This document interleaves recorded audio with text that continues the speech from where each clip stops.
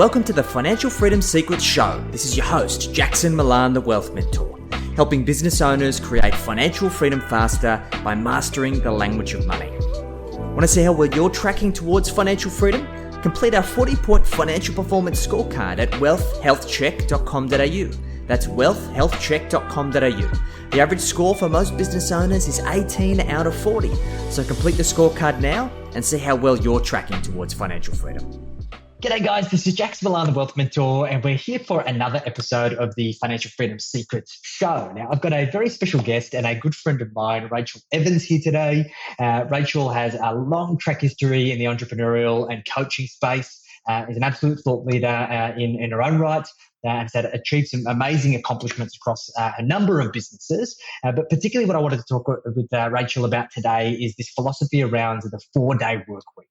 I remember originally coming into learning about this from a book that I read many years ago, which was the 4-hour work week. But I always thought it was a fable. It was unrealistic. No one could ever implement that with a real business. And I kind of just binned it. But I've been observing Racheal and the work that she's been doing in her space and the amazing results that she's done by implementing it herself and also teaching others to do the same. So I wanted to pick her brain and share some of her genius with you guys. So Racheal, thanks for joining us. How you doing? Hey, Jackson. Thanks so much for having me. I'm doing really well, thank you. Excited to have a chat. It's been a long time coming. I appreciate you making the time. So, Racheal, for those who don't know you, tell us a little bit about you and your story. So I primarily have a business coaching business called The Workshop Whisperer, which is a multi-7-figure operation specifically helping auto repair shop owners across Australia and New Zealand.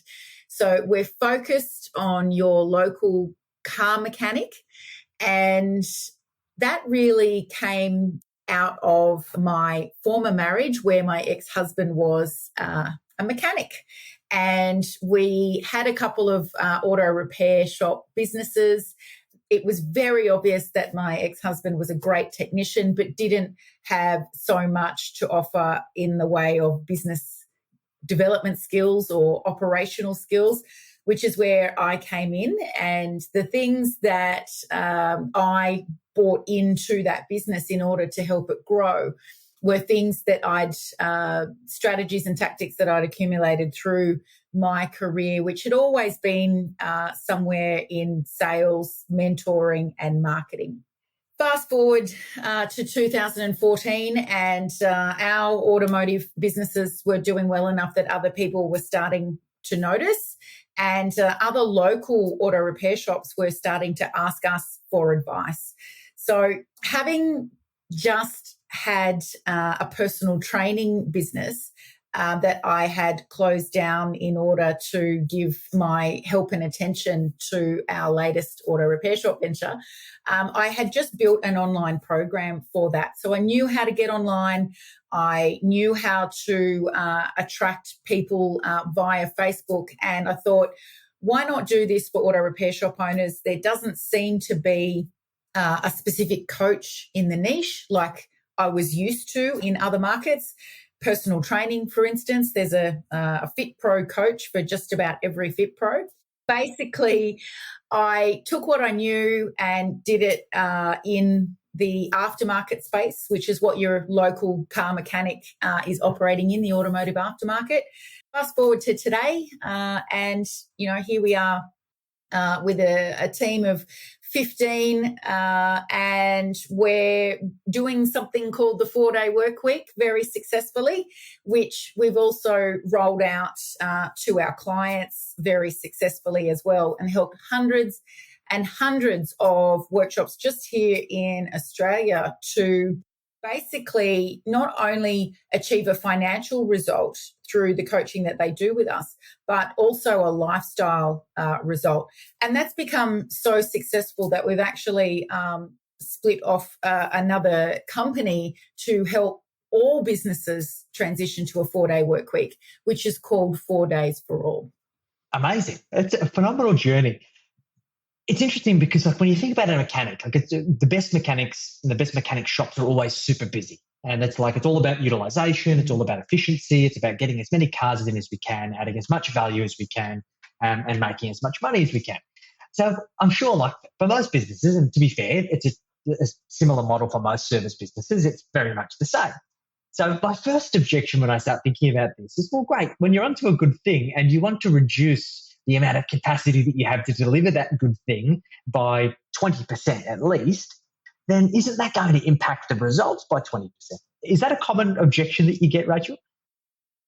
It's probably the most common, because the model that the media talks about the most, in fact, it talks about it exclusively in terms of the 4-day work week, is the 100-80-100 model, which refers to employees getting 100% of their pay, but only working 80% of their time, provided productivity stays at 100%. So the same level as if we were doing 5 days. So what you've described, Jackson, is, only now being available 80% of the time to do that 100% of the work. Yes. And it's the most common objection because the general market is not aware that there are other ways to do a 4-day work week.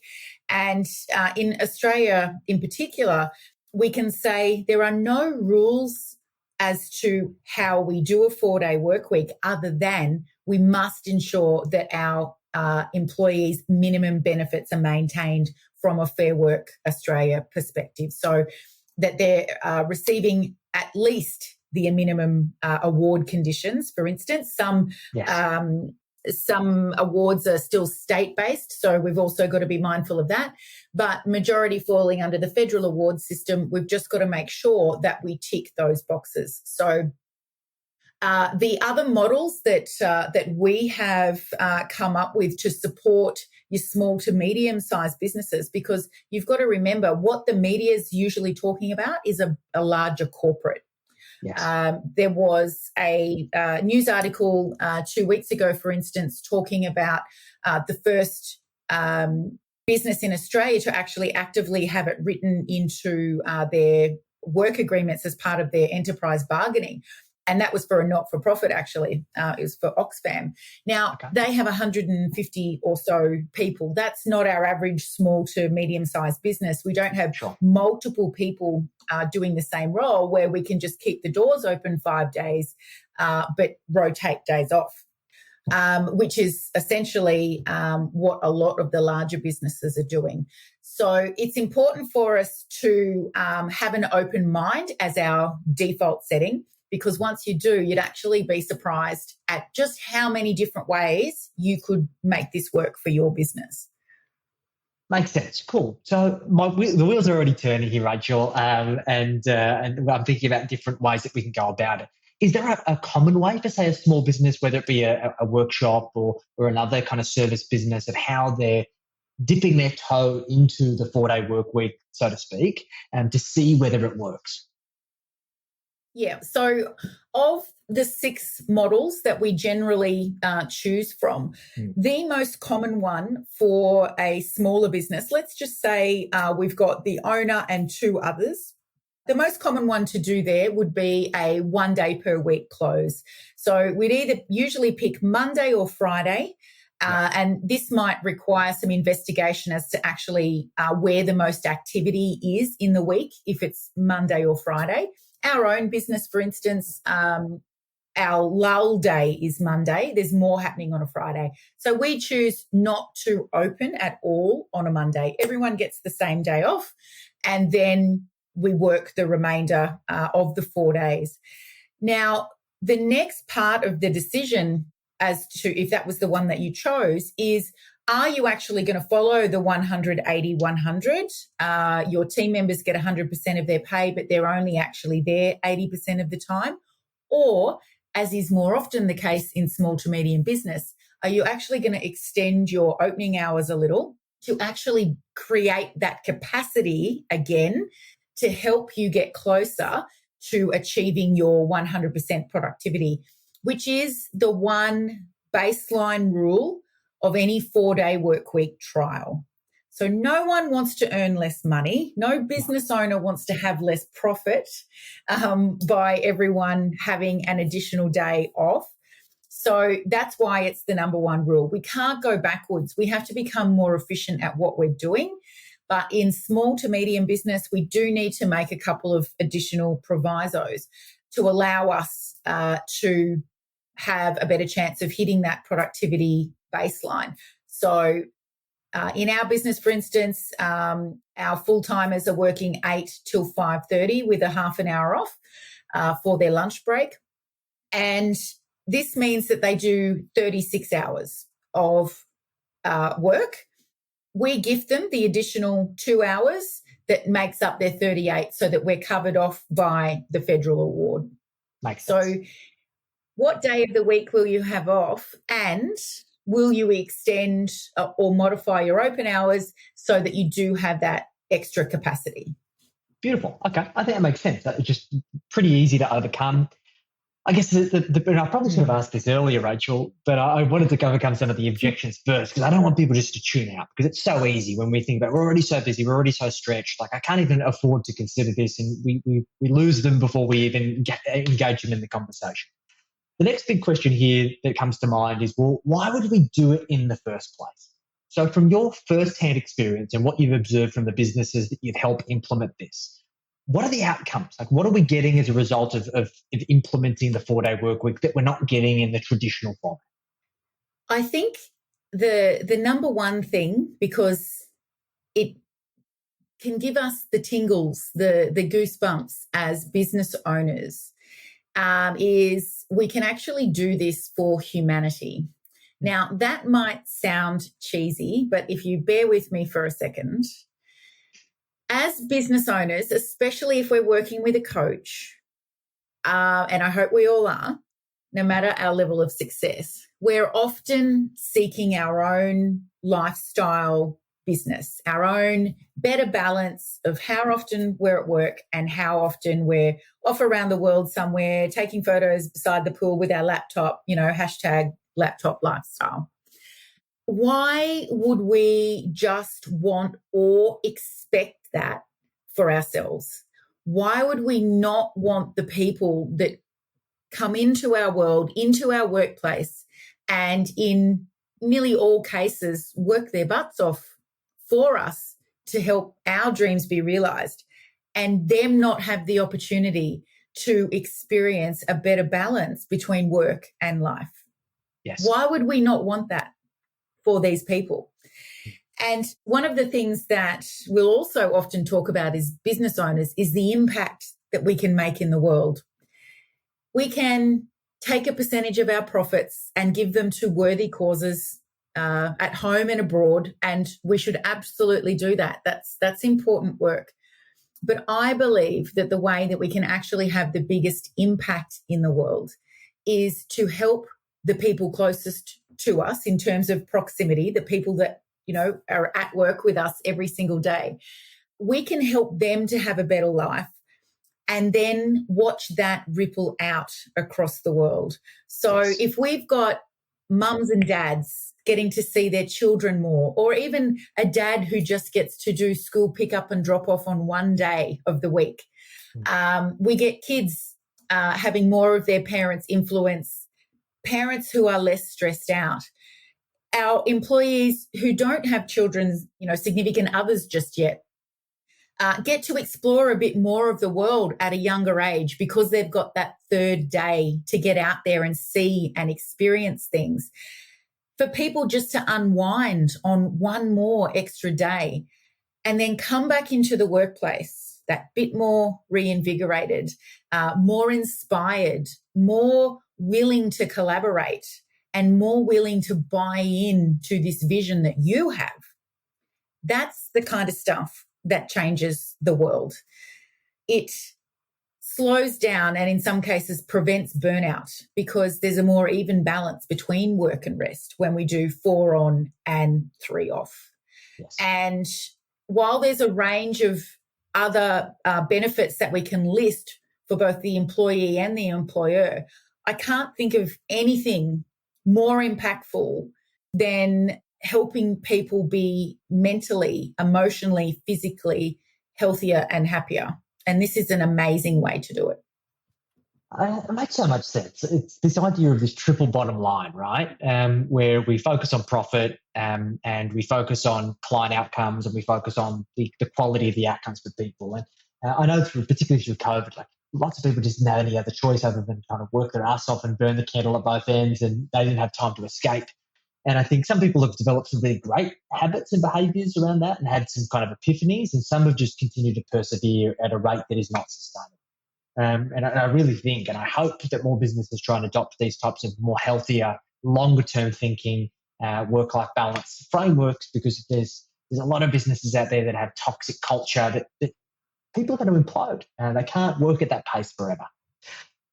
But I guess the big question here is, are there certain businesses where this doesn't work, or certain environments or certain conditions where the implementation of a 4-day work week doesn't? I'm yet to come across one. However, I think the limits are in the eyes of the beholder for any particular business or larger industry. Like, I did read an article the other day where someone was proposing that this couldn't work in health or in hospitals, for instance, or in schools. And I actually can't.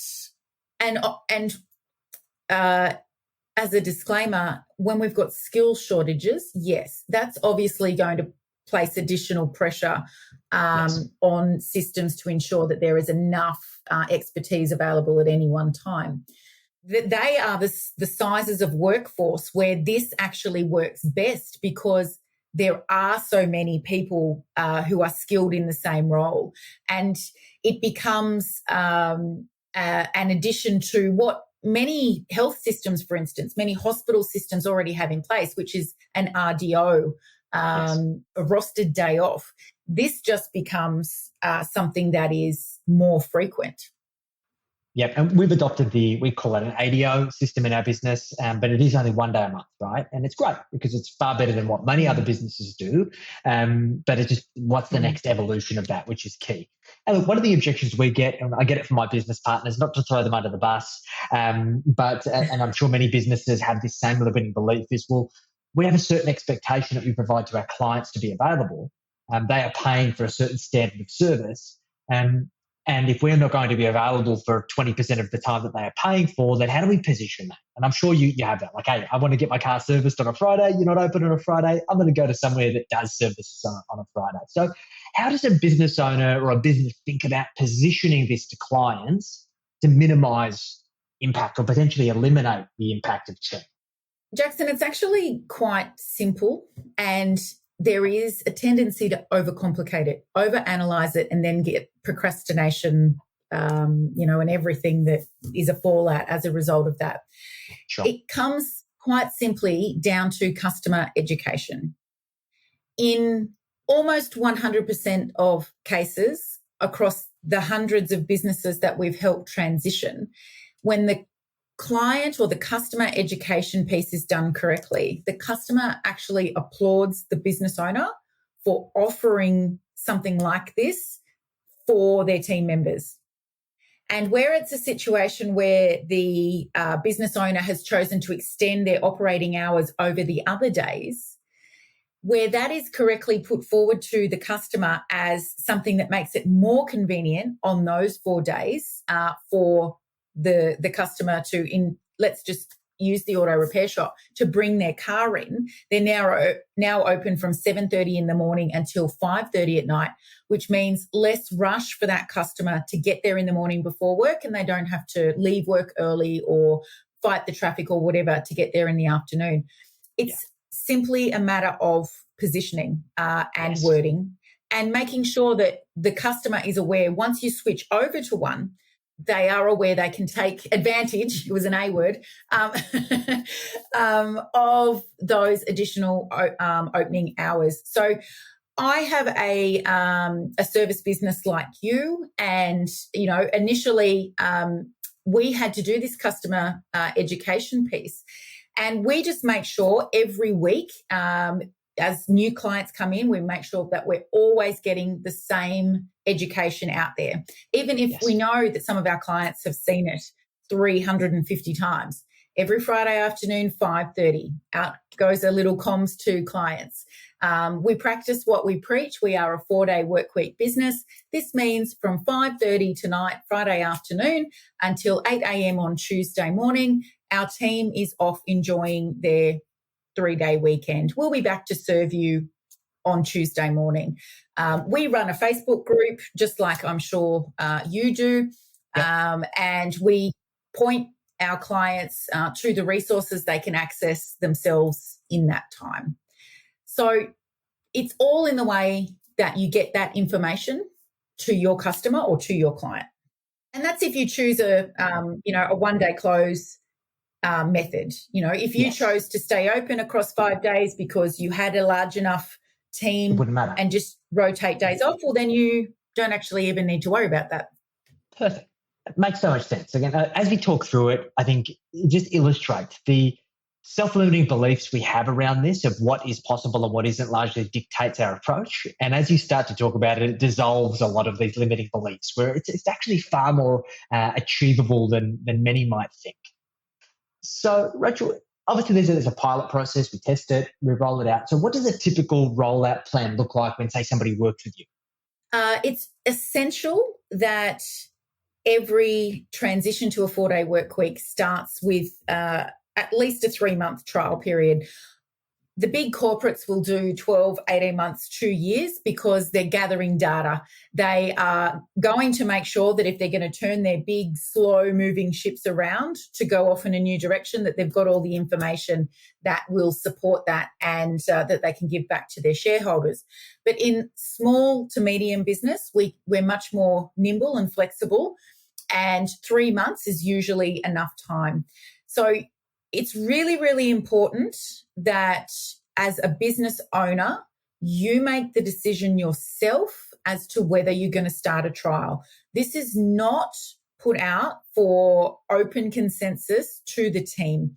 And the reason for that is your team, like all humans, are comfortable doing what they know and understand. Okay, we all do have a natural aversion to change. So if we go and put something in front of them and ask them to vote on it that they don't understand, they don't know the benefits, they don't know the outcomes that we're after, they will simply say, no, don't want to do that.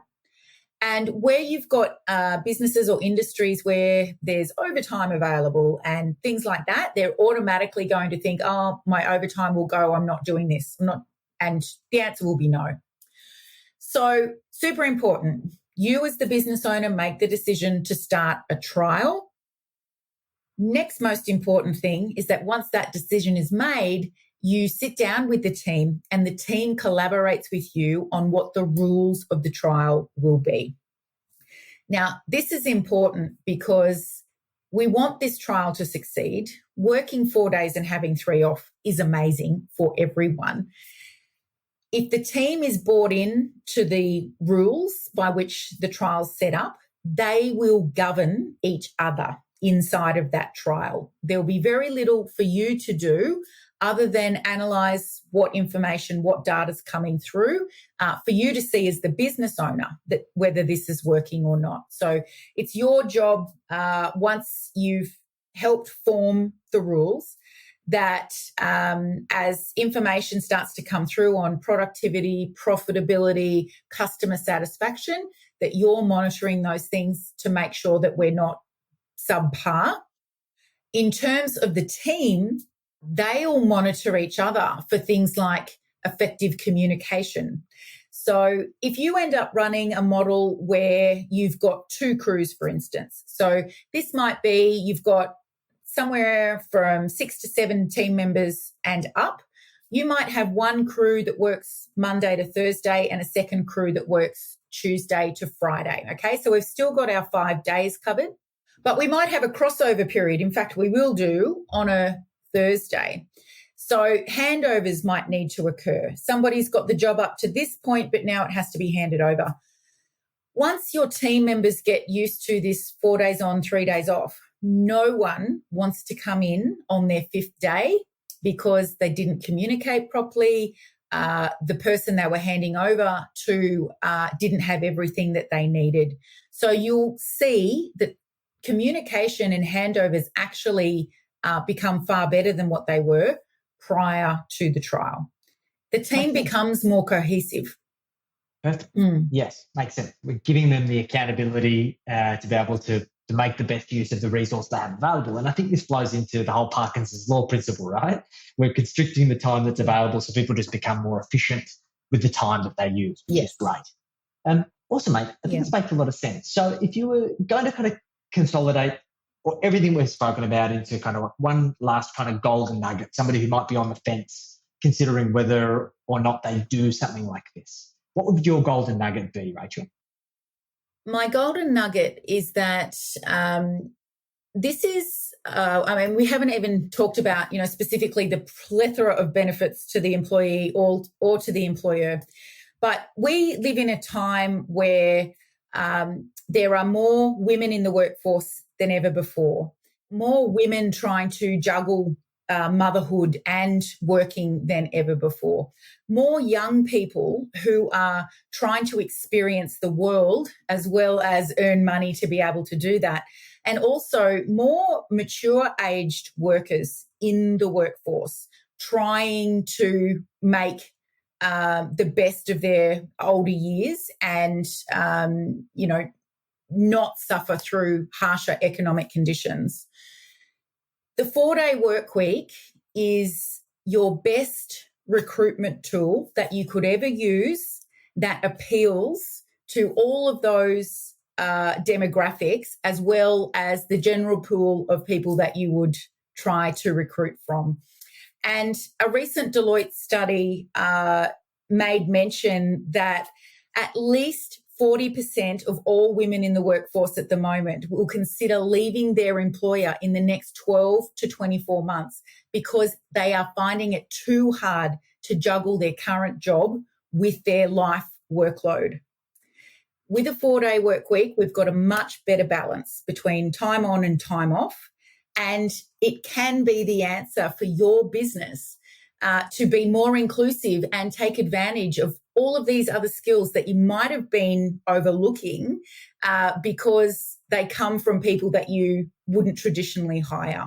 So you've in a skill shortage, it's an employee's market at the moment. You want to look your best, and putting the 4-day work week out in front is an amazing way to do that. And it's got that background added benefit that we spoke about first up of actually having an impact and being able to change people's lives. It's very convincing, mate. It's hard to dispute everything that you've laid out here so eloquently, which is great. And look, I think this is the future of business. I really think it is. I love the idea of this lifestyle business. I think it's just about struggling with the how do you have your cake and eat it too. But I think with the frameworks and the systems that you've developed, it makes it so much easier and it makes it so much more common sense. So, and I'm sure we've converted a lot of people through this podcast as well. So, Racheal, if people have listened to this or watched this and they're really interested in learning more about it and how to implement, how are they best to get in contact with you and the team? So come and visit us at our website. It's the number 4 right throughout the web address. So 4daysforall.com. And we're on Instagram and Facebook as well. So you can drop by there. You can see how we work, how we can support you through a 4-day work week trial, depending on how much hand holding you would like. And also, we're here, just for general resources. Hit us up on social media about your questions. We've got the FAQs that can at least put you in a position where your mind is open and you can start, thinking about making that decision to put to your team to do a trial. Awesome. I'm going to send this across to our GM. I'm sure she's going to love going through these resources. So, Racheal, I appreciate you making the time. It's been super valuable, and hopefully it's going to show people the new way, the more sustainable way to grow and scale their business. So I appreciate you making the time and looking forward to catching up again soon. So, guys, this has been another episode of the Financial Freedom Secrets Show. If you've enjoyed it, make sure that you give it a like, share it with your network, and remember, a good idea in theory remains exactly that, just a good idea until you put it into practice. So make sure that you implement what we covered off today so you can reap the rewards. So Rachael, thanks again, and we'll catch you soon. My absolute pleasure, Jackson. Thank you.